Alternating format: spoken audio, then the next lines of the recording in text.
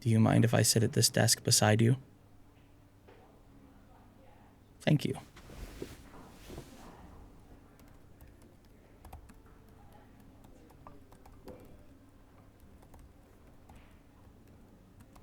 If I may ask, what are you researching? You seem to be rather invested in your work. Embarrassing? I don't believe there is a single topic that would be embarrassing to research. If you have a special interest, then there's nothing to be ashamed of. That aside, it must not be embarrassing enough since you're using a public library to do your research. A person wouldn't have stacks of files surrounding them while also digging through databases. If I had to deduce what you're doing, you chose this specific library because not only does it offer free internet access, but it's also the public archive for this county. Judging by the tabs you have open, you're looking for a person rather than researching something. I'm not sure how successful this search will be for you. Between using social media, news outlets, ancestry tracing websites, you can only go so far with those things.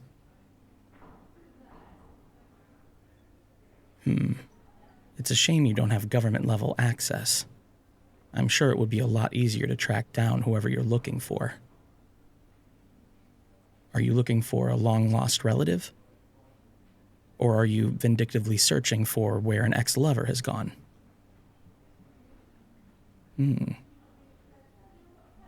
Have you perhaps taken an interest in solving a chain of inexplicable murders? Where are you going? Come back, stay.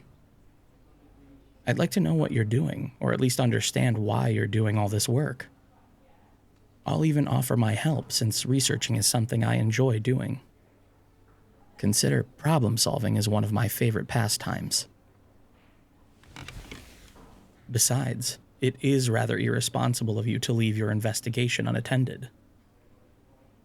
Imagine someone else coming over and looking at all of these open windows. Now, let's see what you're looking for. Don't mind me, I'll be taking your keyboard now. You've already lost your privilege to the mouse by getting up, so now you'll just have to sit back and tell me who you're looking for. And in the meantime, you can also get my laptop out of my bag. We'll need to use that too.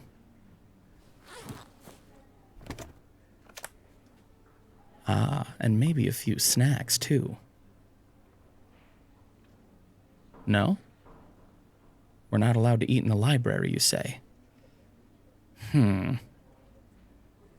They won't know there was food so long as you help me eat it quickly then. You can get into the laptop. The password is I like sweets 321 exclamation point. No spaces between the words, and the first letter of each word is capitalized. I'm not concerned about you knowing since I'll be changing it later, and you're unlikely to steal it. Given that the library does have security cameras and you wouldn't be successful in running away with it.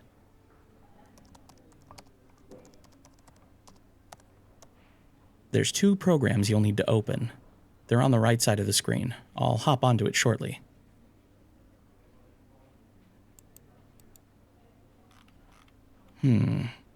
What unusual search parameters. It seems you're having a difficult time with this because you're searching for one individual by a singular letter. I'm not sure I'm following what you're trying to do here. Your soulmate? That's who you're looking for? Oh, you're serious. There's not exactly a science to this, but the strange phenomenon regarding the name of your soulmate appearing on your skin.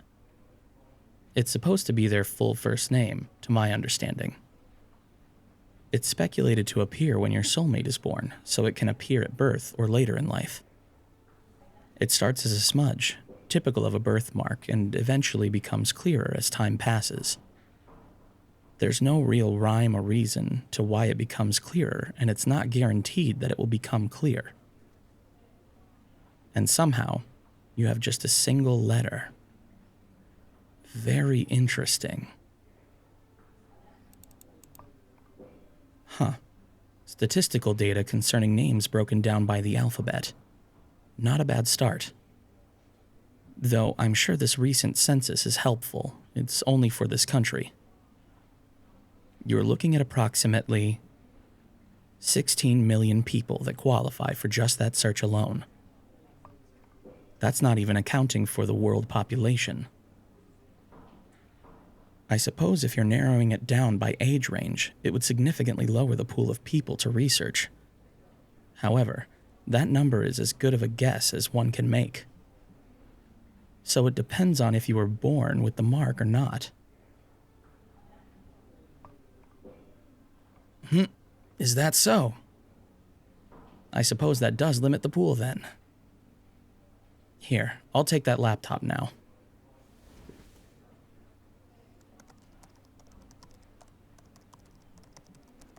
Let's just get these search engines pulled up, and then we can cross-reference your research with what I'll be able to find. Then, theoretically, you should be able to find who you're looking for. Unless, of course, that person simply can't be found. Don't look so dejected. It's rather admirable that you'd even take on a task like this. A person willing to go through a headache like this has an incredible amount of patience. Or is just incredibly stubborn. What's so important about your soulmate anyway? Are they an individual who you feel a deep connection with? Are they someone who leaves a grand impact on your life? Are they a person who understands you at a fundamental level, despite never having met you before? I find myself both intrigued yet skeptical of the whole notion. It's been deemed unethical to do research on it, even with consenting test subjects, so the world may never really know.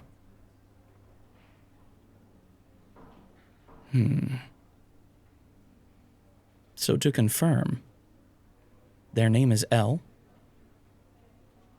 And if you find this, L, what would you do? What would you hope to gain from meeting them?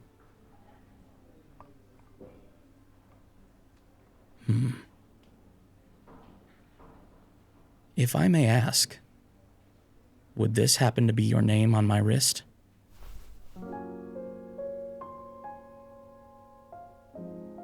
I thought so. To be fair, it was easy to find you, considering that you were blatantly looking for me. I wasn't sure what to think of you at first, but I'm quite happy to have met you finally, my dear soulmate. Hello. Yes, excuse me, I needed a snack after this. If you enjoyed this audio, then please like the video and subscribe to the channel. Adult listeners can find mature content on patreon.com/Anigomi. Visit the website, anigomi.com/commissions, if you have an idea you want the team to work on. I unfortunately have another task to do, but it would be nice to see you again soon.